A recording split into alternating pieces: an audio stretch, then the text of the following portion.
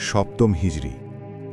মদিনার উত্তরে দূরে পাহাড় ঘেরা এক উপত্যকা। সেখানে ছিল শক্তিশালী এক সম্প্রদায়। বিশাল দুর্গ, গভীর পরিখা, অজেয় বলে পরিচিত। রাসূলুল্লাহ সাল্লাল্লাহু আলাইহি ওয়াসাল্লাম সেদিন সেনাবাহিনী নিয়ে বের হলেন। সামনে ছিল খায়বার। সেই অভিযান শুধু একটি যুদ্ধ ছিল না, সেটি ছিল ঈমানের পরীক্ষা। সেটি ছিল আল্লাহর সাহায্যের প্রত্যক্ষ প্রমাণ।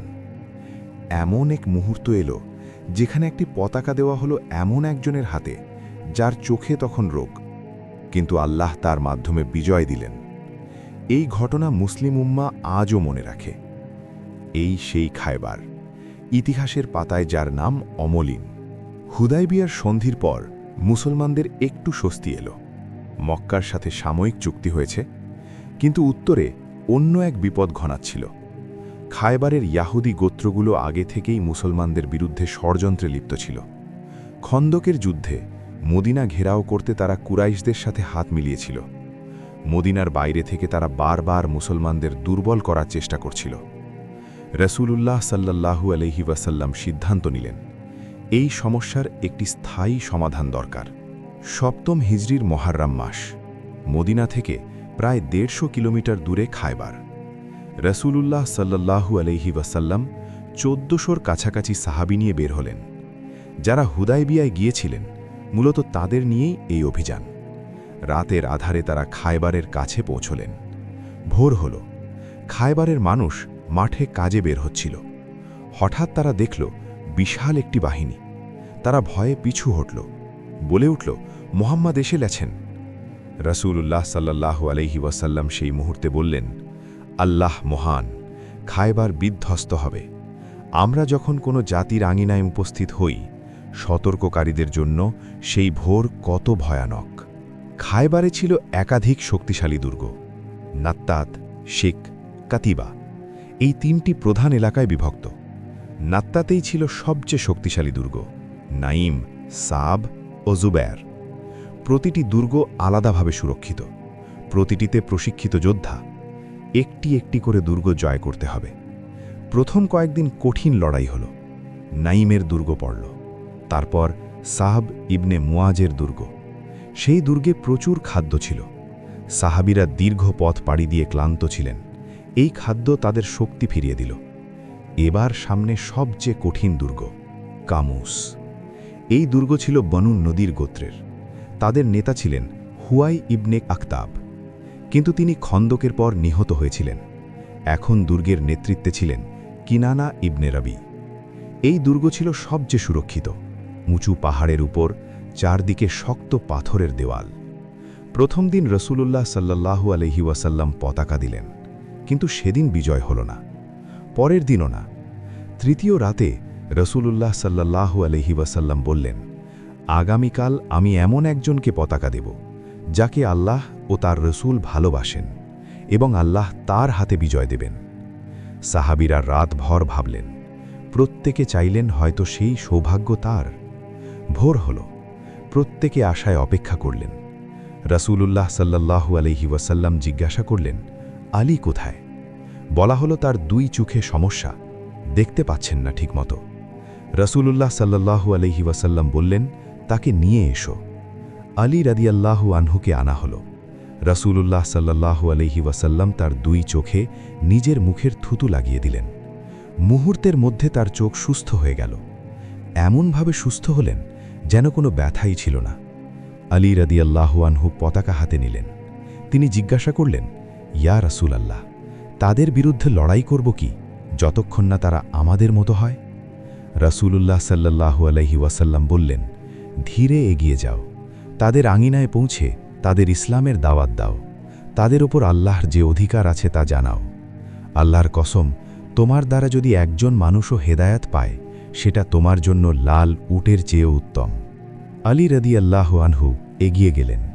দুর্গের সামনে গিয়ে তাদের ডাক দিলেন। কিন্তু খায়বারের যোদ্ধারা বের হল লড়াইয়ের জন্য। তাদের সেনাপতি মারহাব, সে ছিল খায়বারের সবচেয়ে ভয়ঙ্কর যোদ্ধা। মারহাব নিজের পরিচয় দিতে দিতে এলো।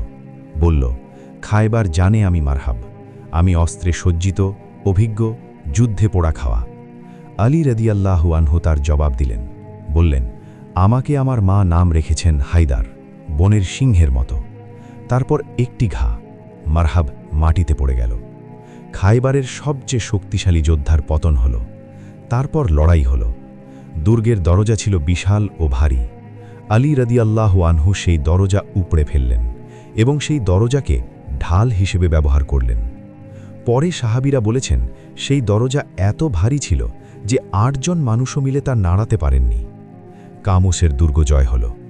এই ছিল খায়বারের অন্যতম বড় বিজয়। এরপর একে একে বাকি সব দুর্গই পড়ল। কিছু দুর্গে সরাসরি যুদ্ধ হল, কিছু দুর্গ সন্ধির মাধ্যমে খুলে গেল। ওয়াতিহ ও সালালিমের অধিবাসীরা সন্ধি চাইল। শেষ পর্যন্ত খায়বারের সব দুর্গ মুসলমানদের হাতে এলো। কিন্তু এই অভিযানে একটি বেদনাদায়ক ঘটনাও ঘটেছিল, বিষের ঘটনা। খায়বার বিজয়ের পর এক ইহুদি নারী রাসূলুল্লাহ সাল্লাল্লাহু আলাইহি ওয়াসাল্লামের জন্য ভুনা মাংস উপহার দিল। সেই মাংসে বিষ মেশানো ছিল। রাসূলুল্লাহ সাল্লাল্লাহু আলাইহি ওয়াসাল্লাম কয়েক টুকরো মুখে দিলেন, কিন্তু সঙ্গে সঙ্গে থামলেন। বললেন, এই হাড় আমাকে জানাচ্ছে এতে বিষ আছে। সাহাবীদের মধ্যে বিষের ইবনে বারা সেই মাংস খেয়েছিলেন। তিনি সেই বিষের প্রভাবে পরে মারা গেলেন। রাসূলুল্লাহ সাল্লাল্লাহু আলাইহি ওয়াসাল্লাম বলেছিলেন, খায়বারের ঘটনার পর থেকে আমি যে কষ্ট পেয়েছি সেই বিষের প্রভাব আমার শরীরে রয়ে গেছে এবং এখন অনুভব করছি সেই প্রভাবেই আমার জীবন শেষ হচ্ছে। এ কারণে রাসূলুল্লাহ সাল্লাল্লাহু আলাইহি ওয়াসাল্লামকে শহীদের মর্যাদা দেওয়া হয়, কারণ তিনি পরিশেষে সেই বিষের প্রভাবে ইন্তেকাল করেছেন বলে সাহাবীরা বর্ণনা করেছেন। খায়বারের জমি বিজয়ের পর জমির বিষয়ে একটি অনন্য সিদ্ধান্ত হল। খায়বারের ইহুদিরা চাইল তারা সেখানেই থাকুক, তারা কৃষিকাজ করুক, ফসলের অর্ধেক মুসলমানদের দেবে। রাসূলুল্লাহ সাল্লাল্লাহু আলাইহি ওয়াসাল্লাম রাজি হলেন। এই ছিল ইসলামের ইতিহাসে এক ধরনের চুক্তি চাষের প্রথম উদাহরণ। পরবর্তীতে উমর রাদিয়াল্লাহু আনহুর খেলাফতে তাদের সেখান থেকে সরিয়ে দেওয়া হয়, কারণ রাসূলুল্লাহ সাল্লাল্লাহু আলাইহি ওয়াসাল্লাম বলেছিলেন, আরব উপদ্বীপে 2টি দিন একসাথে থাকবে না। খায়বার বিজয়ে একটি মানবিক অধ্যায়ও আছে। সাফিয়া বিনতে হুয়াই, তিনি ছিলেন বনু নাদির গোত্রের প্রধান হুয়াই ইবনে আখতারের কন্যা। খায়বার বিজয়ের পর তিনি মুসলমানদের হাতে এলেন। রাসূলুল্লাহ সাল্লাল্লাহু আলাইহি ওয়াসাল্লাম তাকে মুক্ত করলেন, তাকে বিবাহের প্রস্তাব দিলেন। সাফিয়া রাদিয়াল্লাহু আনহা ইসলাম গ্রহণ করলেন এবং রাসূলুল্লাহ সাল্লাল্লাহু আলাইহি ওয়াসাল্লামের স্ত্রী হলেন। তার মুক্তিই ছিল তার মহর। এই ঘটনায় ইসলামের মানবিক দৃষ্টিভঙ্গি স্পষ্ট হয় যে বিজয়ীরা পরাজিতদের সাথে মর্যাদার সাথে আচরণ করে। খায়বার বিজয়ের পর একটি বিষয় বিশেষভাবে উল্লেখযোগ্য। জাফর ইবনে আবু তালিব রাদিয়াল্লাহু আনহু, তিনি এবং আরও কিছু সাহাবী সেই সময় হাবশা থেকে ফিরে এলেন। বছরের পর বছর তারা হাবশায় ছিলেন। রাসূলুল্লাহ সাল্লাল্লাহু আলাইহি ওয়াসাল্লাম জাফরকে দেখে খুবই আনন্দিত হলেন। বললেন, আমি জানি না কোন আনন্দে বেশি আনন্দিত হব, খায়বারের বিজয়ে নাকি জাফরের ফিরে আসায়।